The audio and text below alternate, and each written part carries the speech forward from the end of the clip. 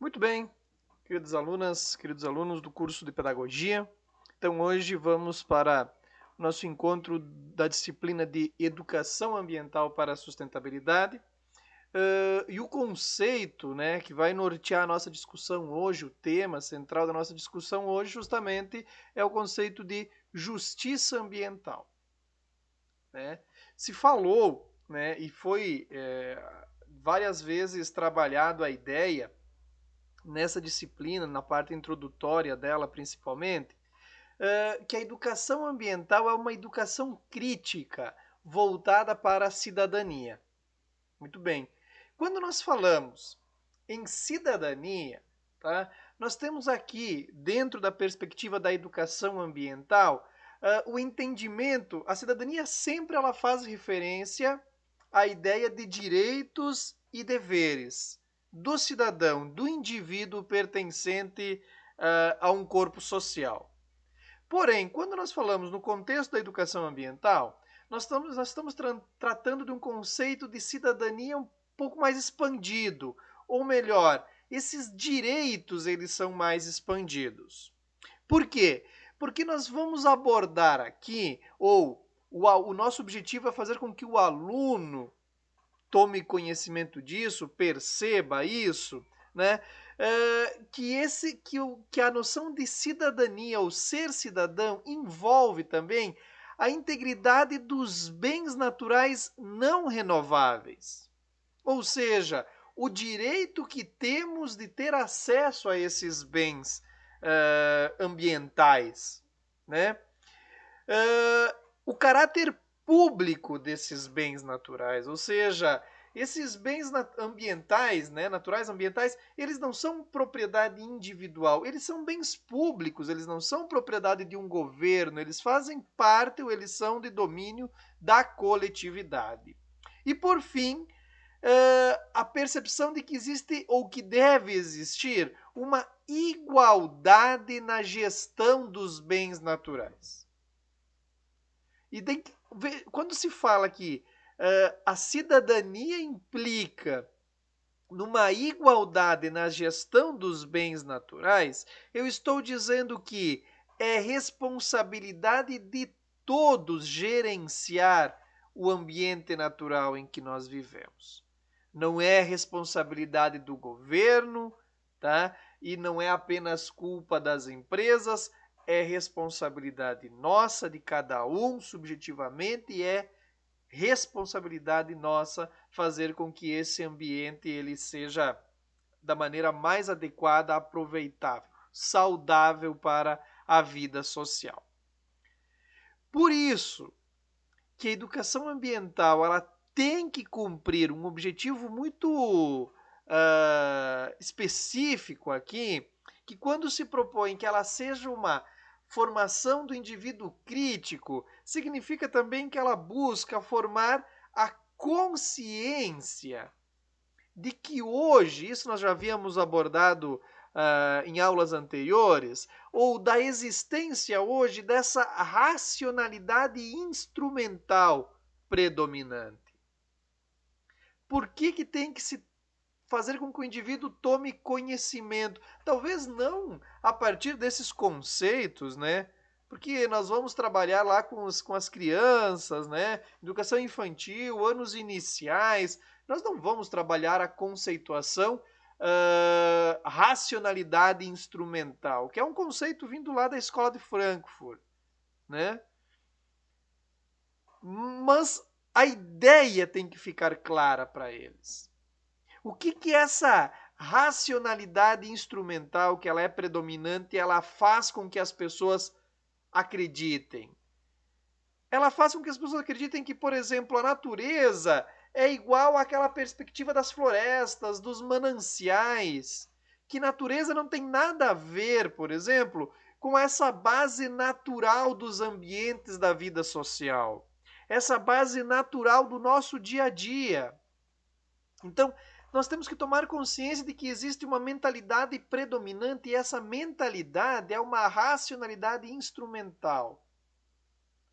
E nós temos que focar e forçar a perspectiva de que se mude de uma racionalidade instrumental para uma racionalidade cognitiva, crítica, que perceba que essa compreensão ela é errada, ela é equivocada e que nós precisamos mudar ela. Nós precisamos dar um novo entendimento para o entendimento do que são os bens ambientais.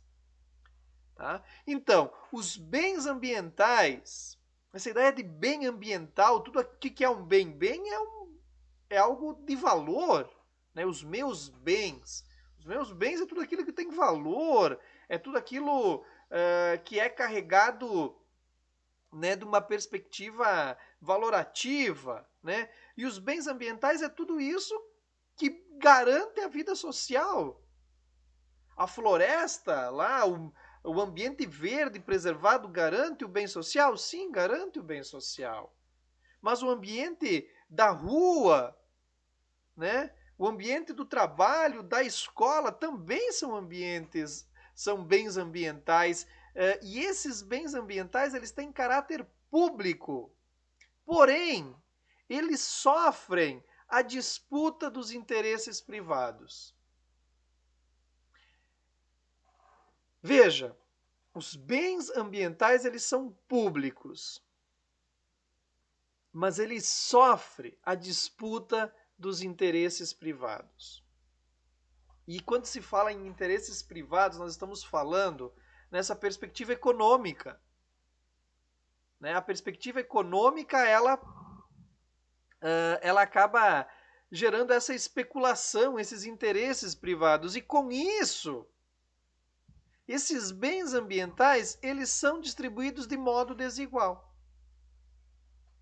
Existe uma desigualdade na distribuição dos bens ambientais. É difícil de perceber isso? Não. É só ver como se estrutura a nossa cidade. Todos têm a mesma perspectiva de acesso a bens ambientais? Não, não.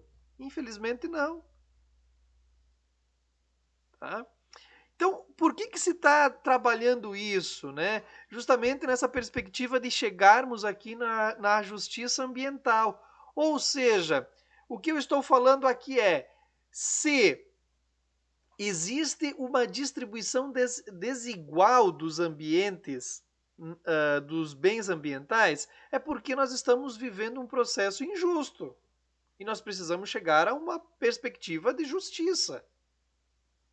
Por que existe essa perspectiva de injustiça quando se fala em bens ambientais? Por quê? Porque existem grupos, né, que possuem uma maior força econômica e política que sobrepõe os seus interesses corporativos aos interesses coletivos. O que eu estou querendo dizer com isso? É que, veja, os bens ambientais, né, que nós estamos falando aqui, que envolvem desde as áreas verdes, os recursos hídricos, toda a questão da distribuição dos espaços urbanos, né? Tudo isso, nós vamos ter grupos que têm força política, força econômica, que colocam os interesses econômicos e políticos acima dos interesses coletivos, tá? Na distribuição desses bens ambientais. Então eu vou ter pessoas, eu vou ter grupos sociais que vão acabar sendo sempre desprestigiados nesse aspecto, ou seja, eles vão ser sempre sendo colocados às margens do processo de construção da nossa cidade, por exemplo. Tá? Veja só, o que se está querendo dizer aqui é que o uso ou a apropriação, né, por parte de alguns não pode reduzir ou limitar, tá, a disponibilidade dos bens ambientais para todos que dependem dele para viver com saúde. Ou seja, pessoal, aqui nós estamos dizendo o seguinte: não pode acontecer, e as pessoas têm que se dar conta que isso acontece, e quando as pessoas se dão conta de que isso acontece, nós estamos cumprindo com a função, ou a educação ambiental está cumprindo a sua função, nós temos que nos dar conta do seguinte: existe uma cadeia de acontecimentos que ela tem a seguinte forma de ser. Você tem grupos, tá? E na maioria das vezes, como eu já mencionei, que detêm poder econômico, detêm o poder político, né? Que se apropriam de bens ambientais, né? Se beneficiam disso, desses bens ambientais, do ponto de vista econômico, enriquecendo, do ponto de vista político, tendo mais poder. Porém, ao mesmo tempo e na mesma medida que eles se beneficiam, outro grupo social ou outras pessoas pagam o preço por isso. Porque esses bens ambientais, além de não conseguirem gozar da benesse desses bens ambientais, esse grupo de pessoas, esse extrato social, acaba sendo prejudicado pela forma como que outros utilizam. Isso, pessoal, ficou conhecido ou ganhou a caracterização a partir de um conceito delimitado de ecorracismo. Ecorracismo. É o racismo ecológico. O que significa isso? É que eu vou colocar uma parte da população que vai pagar o preço pela exploração do meio ambiente de outras pessoas. Entende? Eu não posso fazer isso. Eu não posso concordar que isso aconteça. Por exemplo, uma empresa, tá? Uma empresa, depois do processo todo industrial que ela gera, ela vai gerar um resíduo tóxico.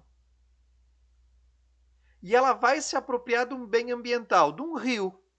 Para quê? Para descartar aquele resíduo tóxico que gerou do processo de produção fabril. Logo adiante, no percurso do rio, existe lá uma comunidade ribeirinha que retira o sustento da pesca.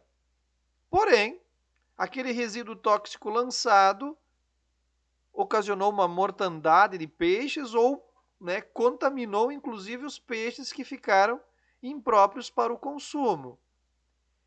Essa é uma perspectiva de ecorracismo, tá? Porque você vai ter um grupo social que se apropria de bens ambientais, se beneficiam deles e descontam, ou seja, um outro grupo, uma minoria,